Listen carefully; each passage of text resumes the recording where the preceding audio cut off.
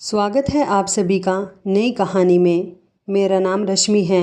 मेरी शादी मेरी दोस्त के भाई के साथ हो गई थी। मैं इस बात से बहुत खुश थी कि मेरी शादी जिस इंसान के साथ होने जा रही है वह भी मुझे पसंद करता है और मेरी दोस्त भी मुझे अपनी भाभी बनाने के लिए बहुत ज़्यादा एक्साइटेड थी। मैं जानती थी कि उस घर में मुझे बहुत प्यार मिलेगा और फिर वो लड़की जो मेरी बचपन की सहेली थी अब वो मेरी ननद बनने जा रही है। इस तरह तो हम दोनों सहेलियों की दोस्ती और ज़्यादा गहरी हो जानी थी। मेरी शादी हो गई थी। मैं बहुत खुश थी। शादी की रात मैं दुल्हन बनी अपने कमरे में बैठी अपने पति के आने का इंतज़ार कर रही थी। लेकिन जैसे ही दरवाज़ा खुला तो ये देखकर मैं दंग रह गई कि कमरे में आने वाला इंसान कोई और नहीं बल्कि सुबह सुबह का समय था और मैं छत पर पौधों में पानी डालने के लिए गई हुई थी। हालांकि गर्मी का टाइम था, धूप बहुत तेज़ हो रही थी। मेरी मम्मी ने मुझे छत पर जाने से मना किया था लेकिन मैं फिर भी बाज नहीं आई। मम्मी कहती थी कि पौधों में पानी शाम के टाइम पर डाल दिया करो क्योंकि सुबह के टाइम तेज़ धूप होती है। वैसे भी गर्मी के दिन चल रहे थे लेकिन मैंने अपनी मम्मी की कोई बात नहीं सुनी और मैं जब छत पर पौधों को पानी देने के लिए आ गई थी, अभी मैं अपने काम में मगन थी जब अचानक मेरी आंखों के सामने अंधेरा छा गया और मैं चक्कर खाकर ज़मीन पर गिर गई थी। न जाने किस समय मेरी मम्मी ने आकर मुझे देखा था। जब मेरी आंख खुली तो मैं अस्पताल में मौजूद थी और मेरे हाथ में ड्रिप लग रही थी। मैंने देखा तो मम्मी की आंखों में आंसू थे क्योंकि मम्मी का इस दुनिया में हम दोनों भाई बहन के अलावा कोई भी नहीं था। पापा तो हम लोगों को काफ़ी समय पहले ही छोड़कर चले गए थे। अपने दोनों बच्चों को मम्मी ने अकेले पाल पोस कर बड़ा किया था। भैया भी मेरे लिए बहुत ज़्यादा परेशान हो रहे थे। मेरे भैया दुबई में नौकरी करने के लिए गए हुए थे और मम्मी ने मेरी तबीयत ख़राब के बारे में उनको बता दिया था। जैसे ही मैं होश में आई तो मम्मी ने मेरी भैया से फ़ोन पर बात करवा दी थी। भैया बार बार मुझसे यही कह रहे थे कि तुम अपना बहुत ख्याल रखना। अभी भैया की कॉल कटी ही थी कि इतनी ही देर में मेरी दोस्त शालू मुझसे मिलने के लिए आ गई। उसे भी मेरी तबीयत के बारे में पता चल गया था। उसने मेरी तरफ परेशान होते हुए देखा और कहने लगी, क्या हुआ, तुम्हारी तबीयत कैसे ख़राब हो गई? मैं तुम्हें कब से कॉल कर रही हूँ, तुम कॉल रिसीव ही नहीं कर रही हो। मैं जब तुम्हारे घर गई तो पड़ोसी ने बताया कि तुम्हारी अचानक से तबीयत ख़राब हो गई और आंटी तुम्हें इमरजेंसी में अस्पताल लेकर आ गई है। मैं तो परेशान ही हो गई थी। मैंने शालू से कहा कि कुछ नहीं, बस मैं बेहोश हो गई थी। लेकिन पता नहीं क्यों मैं बेहोश हो गई। मैंने मम्मी से पूछा, मम्मी डॉक्टर ने क्या बताया है?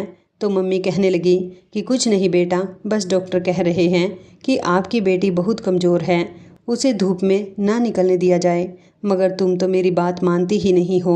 मम्मी शालू की तरफ देखते हुए कहने लगी कि बेटा अब तुम ही अपनी इस दोस्त को कुछ समझाओ।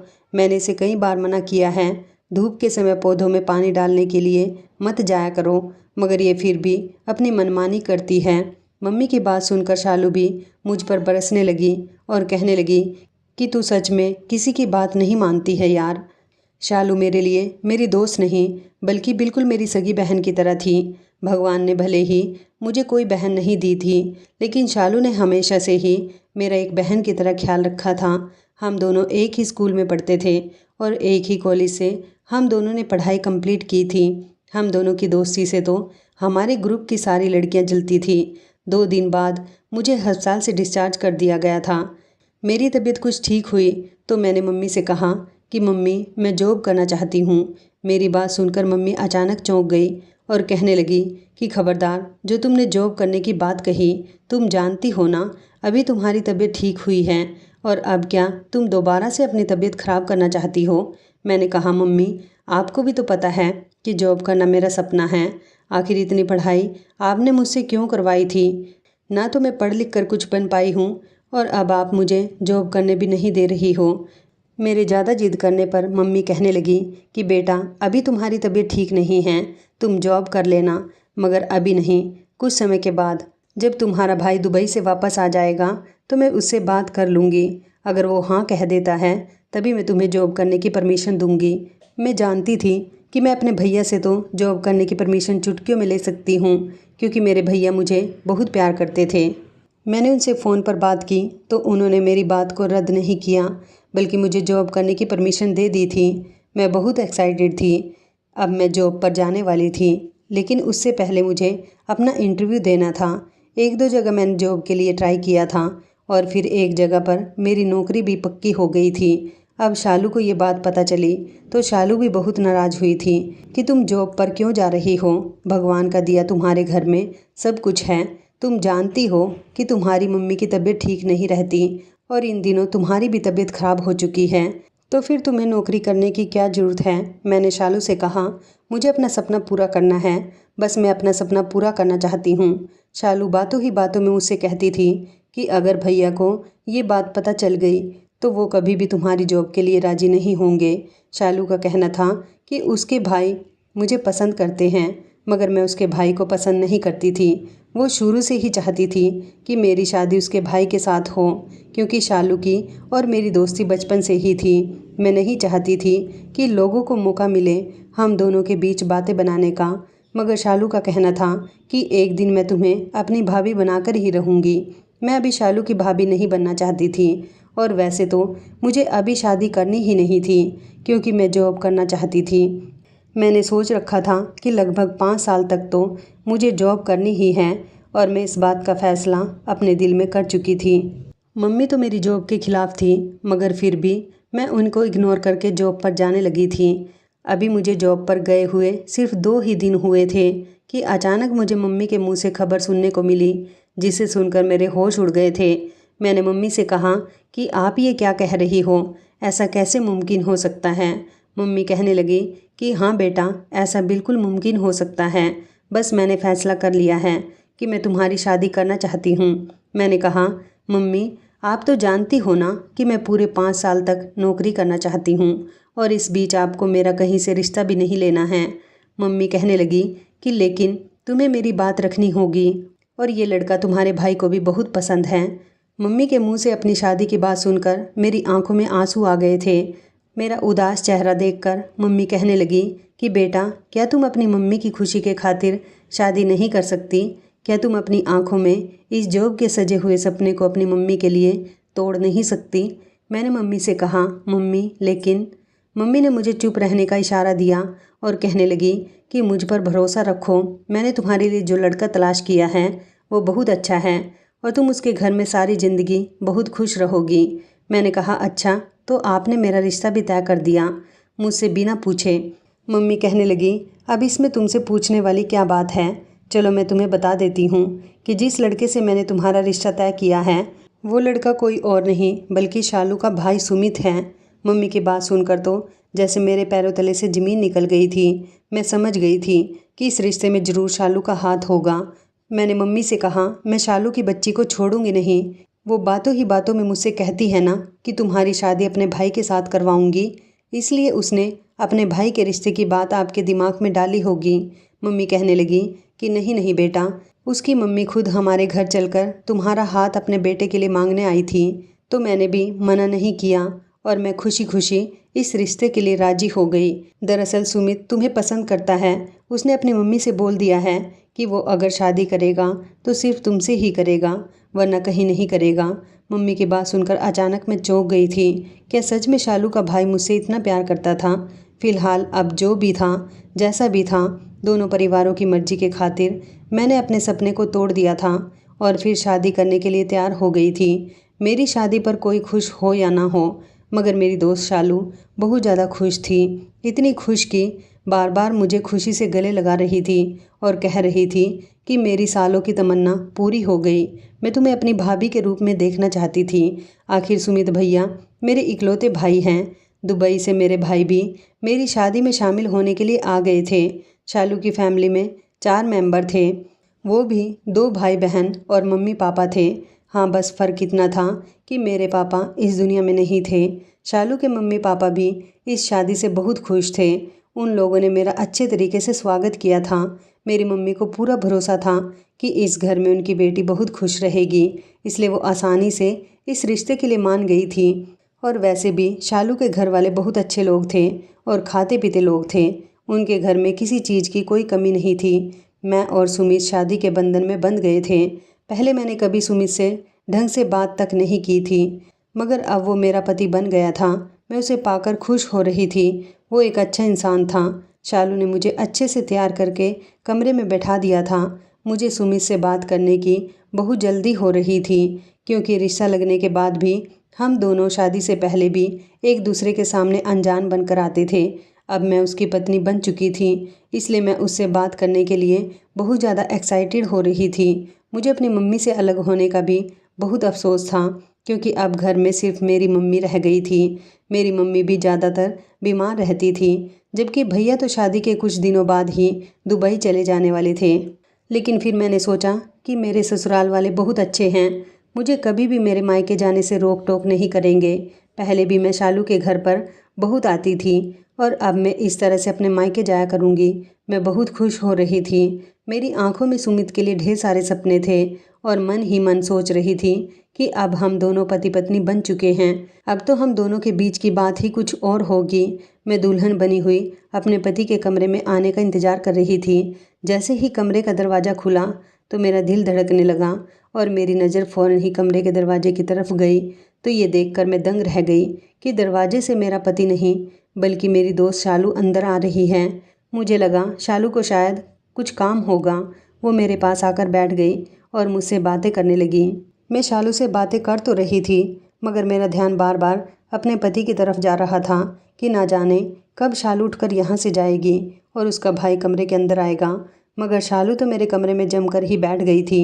उसको मेरे कमरे में बैठे हुए लगभग 2 घंटे हो गए थे, मगर वो मेरे कमरे से निकलने का नाम ही नहीं ले रही थी और ना ही उसका भाई कमरे के अंदर आया था। थोड़ी देर गुजरी तो मैंने मजाक में शालू से कह ही दिया था कि क्या मैं अपनी शादी की पहली रात तुम्हारे साथ गुजारूं? अब जाओ भी यहाँ से और अपने भाई को अंदर भेजो। मेरी बात सुनकर शालू हंसने लगी थी। इतनी ही देर में कमरे के अंदर उसका भाई आ गया और अब मैंने कहा कि चलो अब यहाँ से उठो, अब मुझे तुम्हारे भैया के साथ बातें करनी हैं। शालू कमरे से बाहर चली गई थी और उसका भाई मेरे पास बैठ गया था। सुमित जब मेरे पास में बैठा तो मेरे दिल की धड़कनें बढ़ने लगी थी। ऐसा मेरे साथ पहली बार हो रहा था। उसने मेरे करीब बैठकर मेरे हाथ को अपने हाथ में थाम लिया और मुझे मुंह दिखाई का गिफ्ट देने लगा और मेरी खूबसूरती की तारीफ़ करने लगा। वो कह रहा था कि मैं तो तुम्हें पहले से ही पसंद करता था, मगर मम्मी मेरी शादी अपनी पसंद की लड़की से करवाना चाहती थी। तुम्हें पता है हम दोनों को मिलवाने में मेरी लाडली बहन शालू का हाथ है। वो कहने लगा कि तुम जानती हो ना कि शालू मेरी कितनी लाडली बहन है। बचपन से लेकर आज तक हमने उसकी हर ख्वाहिश को पूरा किया है और अब तो उसकी बेस्ट फ्रेंड उसकी भाभी बन गई। मुझे तुमसे पूरी उम्मीद है कि तुम हमारे घर में सबका दिल जीत लोगी और सबका बहुत ख्याल रखोगी। मैंने सुमित को भरोसा दिलाया कि ऐसा ही होगा। अभी हम लोग ये बातें कर ही रहे थे कि अचानक दरवाज़ा बजने लगा। मेरा पति कहने लगा कि मैं देख कर आता हूँ दरवाजे पर कौन है। उन्होंने जैसे ही दरवाज़ा खोला तो मैंने देखा कि फिर से शालू आ गई थी और अब की बार फिर से वो बिस्तर पर आकर बैठ गई थी और अपने भाई से कहने लगी कि भैया प्लीज़ आप मेरे कमरे में सो जाओ, मुझे आज अपनी दोस्त से ढेर सारी बातें करनी हैं। आखिरकार मेरी बेस्ट फ्रेंड की शादी मेरे घर में हुई है। मेरा पति हैरानी भरी नज़रों से उसे देख रहा था, जबकि मेरा हाल भी कुछ ऐसा ही था। शालू हम दोनों का लटका हुआ चेहरा देखकर शायद समझ रही थी कि वो हम दोनों के बीच आ गई है। फिर उसने कहा कि दरअसल मुझे अपने कमरे में डर लग रहा है, अजीब अजीब सी आवाज़ें आ रही हैं। प्लीज़ भैया आप आज की रात मेरे कमरे में सो जाओ ना और मैं यहाँ अपनी भाभी के पास सो जाती हूँ। मेरे पति ने तो अपनी बहन की एक ही बात पर सर हिला दिया था और वो खामोशी से कमरे से बाहर निकल गया था, जबकि शालू मेरे ही बराबर में मेरे पति की जगह पर लेट गई थी। शालू को इस तरह की हरकत करते हुए देखकर मुझे बहुत गुस्सा आया था। उसे ये भी समझ नहीं आई कि आज तो उसकी दोस्त और उसके भैया की शादी की पहली रात थी और शादी की पहली रात तो हर इंसान के लिए बहुत ही स्पेशल होती है। मेरा सारा मूड ख़राब हो गया था, इसलिए मैं करवट बदल कर सो गई थी, जबकि शालू भी बिस्तर पर लेटते ही सो गई थी। अगले दिन सुबह का समय हुआ तो शालू मेरे कमरे से चली गई थी और उसने मुझे तैयार होने के लिए बोल दिया था। मैं भी फ्रेश होकर अच्छे से तैयार हो गई थी और फिर हम सब लोगों ने एक साथ नाश्ता किया था। नाश्ता करने के बाद शालू ने मुझे फ़ौरन दवाई दी और कहने लगी कि ये लो रश्मि, दवाई खा लो। मैं अच्छी तरह से जानती थी कि उसे मेरी दवाई मेरी मम्मी ने ही फ़िक्र से दी होगी। क्योंकि कमज़ोरी की शिकायत मुझे काफ़ी समय से हो रही थी। इसलिए मेरा डॉक्टर से ट्रीटमेंट चल रहा था और यहाँ आते समय मैं दवाई लाना भूल गई थी। इसलिए मम्मी ने शालू को मेरी दवाई दे दी थी। यहाँ पर शालू मेरा बहुत ज़्यादा ध्यान रख रही थी। टाइम टू टाइम मुझे दवाई दिया करती थी। दोपहर के टाइम तो वो मेरे कमरे में आ गई थी और मेरी टांगें दबाने लगी थी। उसने अपनी मम्मी से साफ मना कर दिया था कि रश्मि अभी घर का कोई काम नहीं करेगी, वह अभी नई नवेली दुल्हन है। हालांकि मेरी सास भी ऐसी औरत नहीं थी जिसने मुझ पर हुक्म चलाना शुरू कर दिया हो। इस घर के सारे ही लोग मुझसे बहुत प्यार से पेश आ रहे थे। अगली रात हुई तो मुझे फिर से अपने पति का इंतज़ार हुआ, क्योंकि कल रात हम दोनों के बीच की बात अधूरी रह गई थी। मेरे पति के ऑफिस में काम ज़्यादा था, इसलिए उसने अपनी शादी के अगले दिन से ही ऑफिस जाना शुरू कर दिया था। रात के टाइम पर जब मेरा पति फिर से कमरे के अंदर आया और मेरे करीब बैठकर मेरी खूबसूरती की तारीफ़ करने लगा, मैं भी आज अपने पति को अपने दिल का हाल सुनाने वाली थी। क्योंकि अभी तक मैंने भी सुमित को ये नहीं बताया था कि पहले मैं तुम्हें भले ही पसंद नहीं करती थी, लेकिन अब मैं तुम्हें बहुत पसंद करने लगी हूँ। अभी हम दोनों के बीच रोमांटिक सिलसिला शुरू ही हुआ था कि अचानक फिर से शालू मेरे कमरे के अंदर आ गई और आज तो उसने हद ही कर दी थी। आज वो अपने भाई और मेरे बीच में बैठ गई थी और कहने लगी कि आइए भैया, हम तीनों मिलकर एक गेम खेलते हैं। वो अपने हाथ में लूडो लेकर आई थी। मेरा पति उसे देखकर हंसने लगा और कहने लगा कि रात के इस टाइम तुम ये किस तरह की बचकाने वाली हरकतें कर रही हो। शालू कहने लगी, भैया आप नहीं जानते, सारा दिन मैंने इंतज़ार किया कि कब आप घर आओ और हम तीनों मिलकर गेम खेलें। आज फिर से शालू की ऐसी हरकत देखकर मेरा मूड ऑफ हो गया था। फिलहाल अपने पति के और शालू के इतना जिद करने पर मैं लूडो खेलने के लिए बैठ गई थी। एक गेम पूरा हो गया था जिसमें मेरा पति जीत गया था और हम दोनों हार गए थे, मगर शालू की जिद थी कि वो जीत कर रहेगी, इसलिए वो दोबारा से गेम शुरू करने की जिद कर रही थी। दूसरी बार में भी मेरा पति ही जीत गया था और हम दोनों फिर से हार गए थे। उसने फिर से गेम रिपीट करने के लिए कहा। उसने कहा था कि जब तक मैं जीत नहीं जाती तब तक गेम ख़त्म नहीं होगा। मेरा पति हंसकर उसे कहने लगा, तुम ये कैसी बच्चों वाली हरकतें कर रही हो। शालू अपने भाई की तरफ देखकर मुस्कुराते हुए कहने लगी कि भैया, मैं तो आपके लिए हमेशा बच्ची ही रहूँगी, इसलिए हरकतें भी बच्चों वाली ही करूँगी ना। आपको नहीं पता कि मैं कितने सालों से ये सपना देख रही थी कि आप दोनों एक हो जाओ और मैं आपके साथ इस तरह के हसीन पल गुजारा करूं। लूडो खेलते खेलते हमें रात के 2 बज गए थे। शालू थी कि हमारे कमरे से जाने का नाम ही नहीं ले रही थी।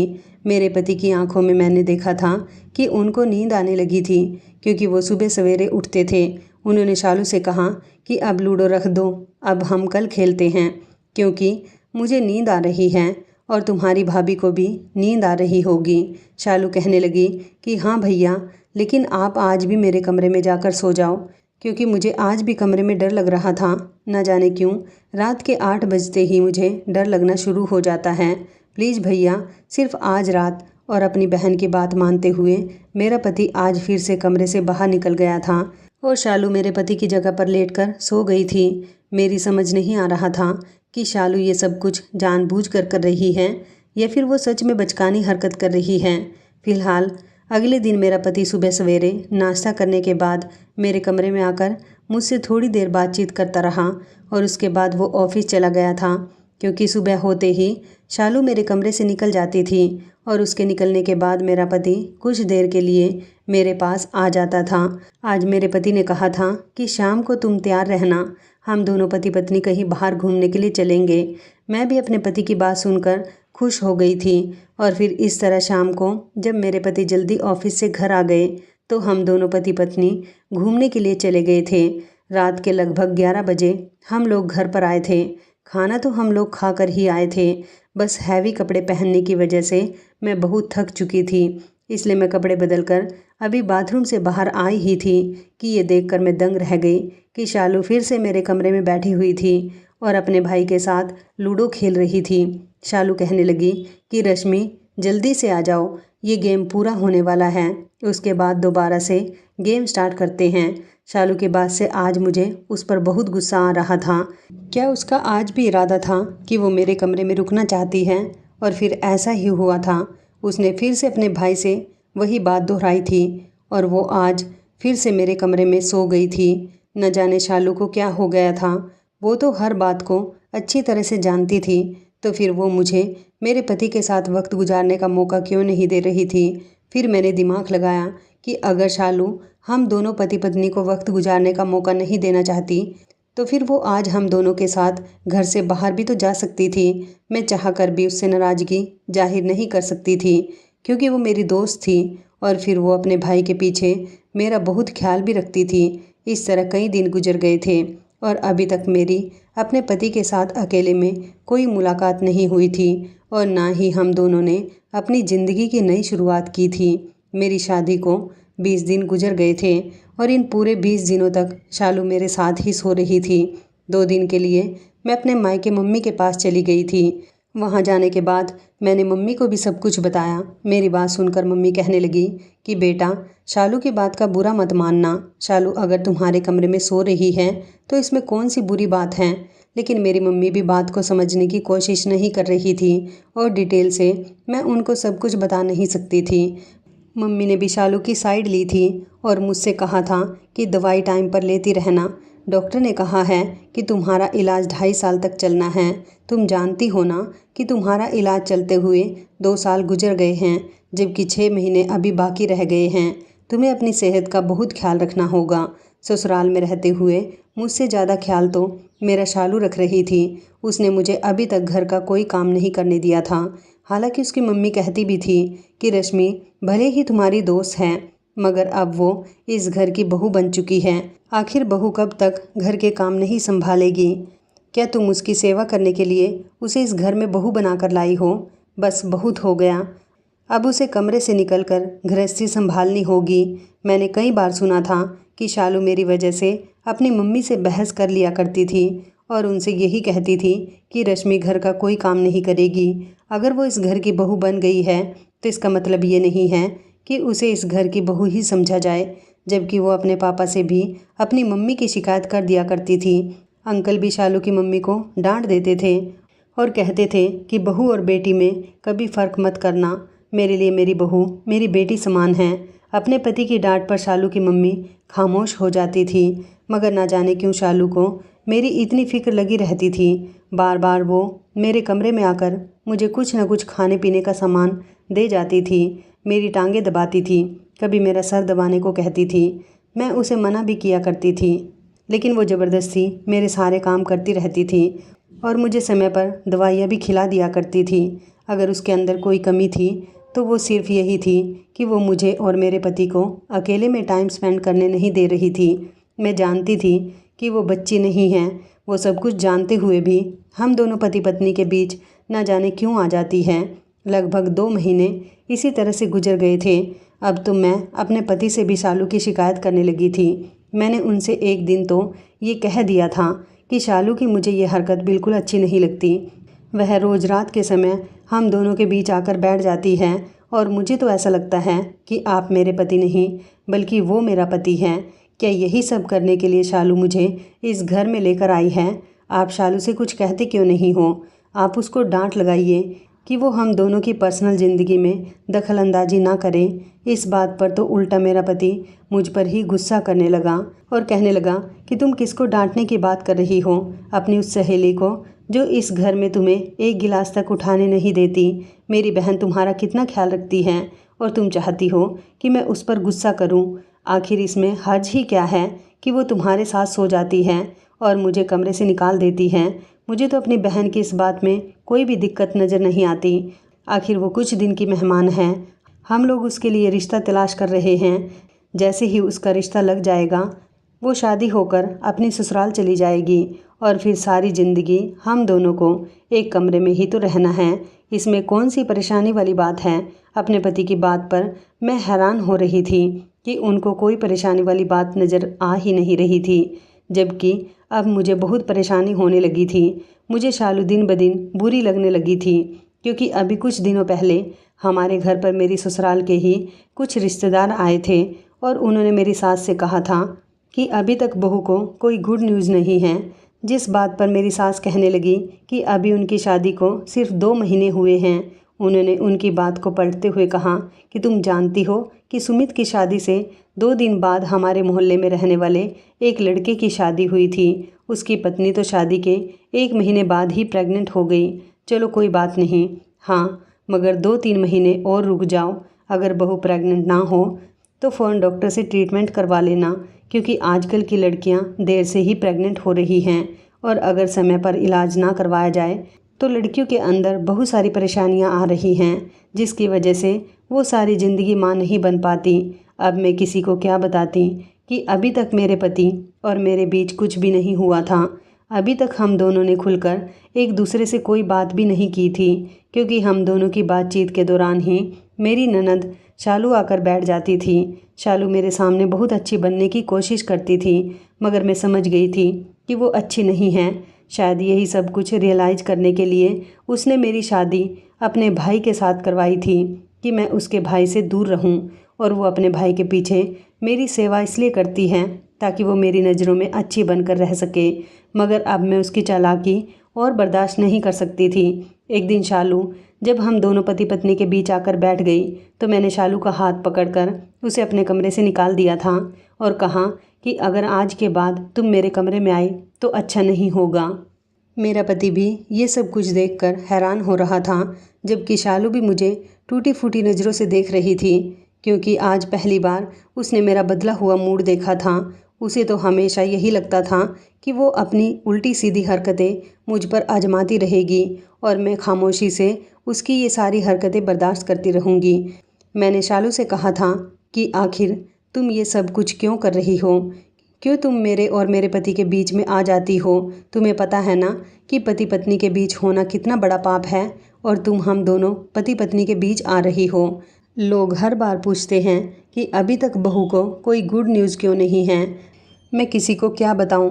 इस घर में तुमसे मेरा पति इतना प्यार करता है कि तुम्हारी उल्टी सीधी हरकतों पर भी वो कुछ नहीं कहता। मेरा पति मेरे करीब आया और कहने लगा कि तुम्हारी हिम्मत कैसे हुई मेरी बहन से इस तरह की बात करने की। मैंने सुमित से कहा कि मैं इससे इसी तरह से बात करूंगी, आखिर मैं इसकी हरकतें बर्दाश्त कर रही हूँ। आपको तो कुछ नज़र ही नहीं आता। ये मेरी दोस्त हैं, इसका मतलब ये नहीं कि ये मेरे साथ कुछ भी करती चली जाए। अभी तक आपके और मेरे बीच खुलकर कोई बात नहीं हुई। जहाँ हम दोनों अकेले में एक साथ होते हैं, ये हम दोनों के बीच आ जाती हैं। आखिर इसको क्या हक है कि ये हम दोनों पति पत्नी के बीच आ जाए? मैं चिल्लाते हुए शालू की तरफ देखकर ये सब कुछ कह रही थी, जबकि शालू झुकी हुई नज़रों से अपनी आंखों में आंसू लिए खड़ी हुई थी। मेरी बात सुनकर मेरे पति ने चिल्लाते हुए कहा कि खामोश हो जाओ। ये कहते हुए उन्होंने मुझ पर हाथ उठाया था कि अचानक शालू ने अपने भैया का हाथ पकड़ लिया और कहने लगी कि भैया आप ये क्या कर रहे हो? मैंने अपने पति से कहा कि तुम अपनी बहन के लिए मुझ पर हाथ उठा रहे हो। सुमित कहने लगा कि शालू मेरी लाडली बहन है, मैं इससे बहुत प्यार करता हूँ और मैं तुम्हें कई बार समझा चुका हूँ कि वो हम दोनों के बीच नहीं आती, बल्कि वो हम दोनों से बहुत प्यार करती है। मैं अपनी बहन के खिलाफ तुम्हारे मुंह से एक शब्द भी गलत नहीं सुन सकता। मैंने सुमित से कहा अच्छा तो ठीक है, ये हम दोनों को एक साथ नहीं देख सकती। आज मैं इसकी ख्वाहिश पूरी कर देती हूँ। मैं ये घर छोड़कर जा रही हूँ। मैं गुस्से से ये कहते हुए अपने कमरे के अंदर आ गई और मैंने जल्दी से अपना सामान पैक करना शुरू कर दिया। मेरा पति तो कमरे में नहीं आया था, जबकि शालू मेरे पीछे पीछे भागती हुई आई थी और कहने लगी कि रश्मि तुम ये कैसी पागलपन वाली हरकतें कर रही हो। मैंने कहा तुम सब कुछ जानती हो, मैं ये सब कुछ सिर्फ तुम्हारी वजह से कर रही हूँ, क्योंकि तुम मेरे सामने अच्छी बनती हो और मुझे मेरे पति से मिलने भी नहीं देती। मैं इस घर को छोड़कर जा रही हूँ। शालू कहने लगी कि प्लीज़ मेरी बात तो सुनो। फिर उसने मुझे एक तरफ को झटक दिया और वो मेरे आगे हाथ जोड़कर कहने लगी कि अच्छा एक बार मेरी बात सुन लो, उसके बाद जो तुम्हारा दिल करे वैसा करना। मैंने उसकी तरफ आंसू भरी नज़रों से देखा। फिर उसने मुझे बताना शुरू किया। उसने कहा दरअसल मैं तुम्हारा कभी गलत नहीं सोचती, हमेशा मैंने तुम्हारे बारे में अच्छा ही सोचा है और हमेशा मैं तुम्हें अपनी भाभी बनाने की ख्वाहिश करती थी। तुम नहीं जानती कि मेरी मम्मी तुम्हें इस घर की बहू नहीं बनाना चाहती थी, क्योंकि उन्होंने भैया के लिए एक लड़की पहले ही पसंद की हुई थी। वो अपनी सहेली की बेटी को भैया की पत्नी बनाना चाहती थी, जबकि मेरी शुरू से ही ख्वाहिश थी कि तुम मेरे भाई की पत्नी बनकर इस घर में आ जाओ। मैंने भैया के दिमाग में भी यही डाला था कि तुम बहुत खूबसूरत हो और मम्मी जिस लड़की से भैया की शादी करवाना चाहती हैं वो बहुत चालाक हैं, क्योंकि मम्मी की सहेली और उनकी बेटी शुरू से ही यही चाहती हैं कि वो हमारे घर में आने के बाद मेरे भैया की दौलत पर राज करे, जबकि तुम शुरू से ही भोली भाली और मासूम हो। मैं तुम्हें अच्छी तरह से जानती हूँ। मैं भैया के सामने तुम्हारी ढेर सारी तारीफ़ करती थी तो भैया के दिल में भी तुम्हारे लिए जगह बनने लगी और वो मन ही मन तुम्हें पसंद करने लगे। मम्मी ने भैया की शादी अपनी सहेली की बेटी के साथ जल्दी करने का फ़ैसला कर लिया था, लेकिन हम दोनों बहन भाई की मर्जी तो तुम थी। मैंने भैया से कह दिया था कि आपको अगर रश्मि से मोहब्बत है तो आपको मम्मी से कहना होगा कि आप रश्मि से प्यार करते हो, जबकि उस लड़की से शादी नहीं करना चाहते जिसके साथ मम्मी उनकी शादी करवाना चाहती हैं। मेरे कहने के मुताबिक भैया ने ऐसा ही किया और वो मम्मी की जिद पर अड़ गए कि वो उनकी पसंद की लड़की से शादी नहीं करेंगे। भैया की जिद पर मेरी फैमिली भैया की शादी तुम्हारे साथ करवाने के लिए तैयार हो गई थी, लेकिन फिर मुझे तुम्हारी मम्मी से भी बात करनी थी, इसलिए मैं तुम्हारे पीछे तुम्हारी मम्मी के पास गई और आंटी से कहा कि आंटी, मेरे मम्मी पापा आपके घर सुमित भैया का रिश्ता लेकर आएंगे। आप प्लीज़ इस रिश्ते से इनकार मत करना, क्योंकि मेरे भाई रश्मि को पसंद करते हैं और मैं भी यही चाहती हूँ कि रश्मि मेरी भाभी बनकर मेरे घर आ जाए। मगर तुम्हारी मम्मी ने इस रिश्ते से साफ इनकार कर दिया। मुझे समझ नहीं आई थी कि आखिर मेरे भाई के अंदर क्या कमी है। क्यों आंटी तुम्हारे और भैया के रिश्ते को मना कर रही हैं? क्या उनकी मर्जी तुम्हारी शादी कहीं और करने की थी? मैंने उनसे बहुत जिद करके ये बात पूछी तो उन्होंने मुझे बताया कि वो अभी तुम्हारी शादी करना ही नहीं चाहती। मैंने आंटी से कहा, अगर मेरे भैया की शादी रश्मि के साथ नहीं हुई तो मेरी मम्मी ज़बरदस्ती उनकी शादी अपने दोस्त की बेटी के साथ करवा देंगी, जबकि मैं उसे अपने घर में बर्दाश्त नहीं कर सकूंगी। मैंने तुम्हारी मम्मी के आगे हाथ जोड़ लिए। प्लीज़ आंटी, ऐसी भी क्या वजह है जो आप इस रिश्ते से साफ इनकार कर रही हो? हमारे घर पर रश्मि बहुत खुश रहेगी। मेरी बहुत ज़्यादा जिद करने पर आंटी ने मुझे एक ऐसी वजह बताई जिसे सुनकर मेरे होश उड़ गए थे। तुम्हारी मम्मी ने बताया कि तुम्हारी तबीयत खराब रहती है और तुम्हारा इलाज चल रहा है। ये बात तो हम सब लोग जानते हैं, मगर साथ ही साथ आंटी को डॉक्टर ने ये भी बताया था कि तुम बहुत कमज़ोर हो। दरअसल बचपन से ही तुम्हें एक ऐसी बीमारी है जिसने तुम्हारे अंदर बहुत ज़्यादा कमज़ोरी पैदा कर दी है, इसलिए तुम ना ज़्यादा गर्मी बर्दाश्त कर पाती हो और ना ही ज़्यादा सर्दी। यही वजह है कि आंटी ने तुम्हें इतने प्यार से पाला और तुम पर कभी किसी चीज़ का प्रेशर नहीं डालने दिया और हर तरह से तुम्हें खुश रखने की कोशिश की। इसी वजह से तुम्हें आज तक अपनी बीमारी का ज़्यादा एहसास नहीं हो सका, मगर अब तुम जवान हो चुकी हो। डॉक्टर ने आंटी को तुम्हारा पूरे 2.5 साल का इलाज बताया था।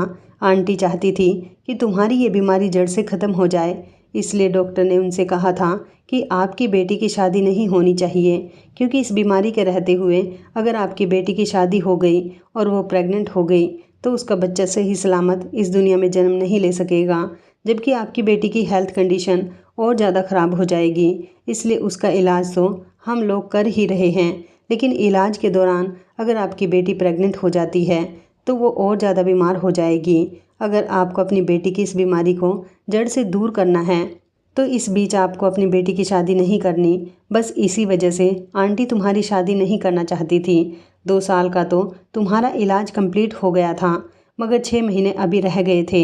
आंटी ने कहा था कि अभी 6 महीने तक मैं अपनी बेटी की शादी नहीं करना चाहती, बल्कि मैं इससे थोड़ा और ज़्यादा समय लगाना चाहती हूँ, क्योंकि अभी मेरी बेटी की उम्र भी ज़्यादा नहीं है और मैं चाहती हूँ कि मेरी बेटी शादी करने के लिए पूरी तरह से ठीक हो जाए, जिसकी वजह से उसकी आने वाली ज़िंदगी में कभी कोई दिक्कत ना आए।